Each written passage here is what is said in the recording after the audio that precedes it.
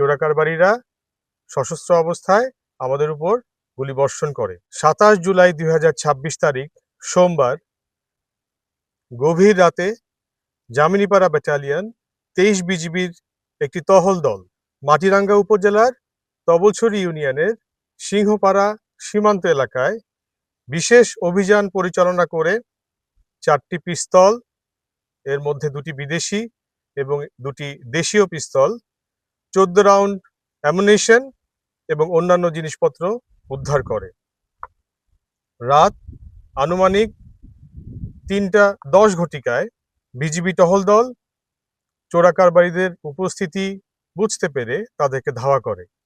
এরপরে ঘটনাস্থল তল্লাশি করে সেখান থেকে আমরা একটা ব্যাকপ্যাক উদ্ধার করতে সক্ষম হই।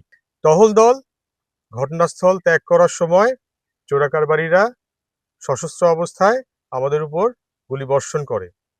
আমাদের ব্যক্তিগত জানমাল রক্ষার্থে আমরাও পাল্টা শনাক্ত করেছে এবং নিবিড় পর্যবেক্ষণ ও কঠোর নজরদারির মাধ্যমে সীমান্ত পাহারা দিচ্ছে।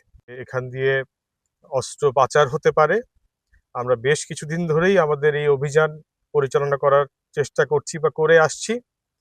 তো গতকালকে আমরা গভীর রাতে চোরাকারবারিদেরকে দেখতে পেরেছি দূর থেকে, বাট আসলে পরিষ্কারভাবে বোঝা যায় নাই যে তারা কি এই এলাকার স্থানীয় লোক নাকি বাইরে থেকে এসছেন। তো আমরা আমাদের এখানে যারা বিভিন্ন গোয়েন্দা সংস্থার জনবল আছেন, সংগঠন আছেন, তাদের সাথে আমরা যোগাযোগ রেখেছি। আমরা জানার চেষ্টা করছি যে আসলে এরা কারা ছিলেন, তাদের মোটিভটা কি ছিল, এবং এটা আমরা আশা করছি আমরা খুব শীঘ্রই জানতে পারবো।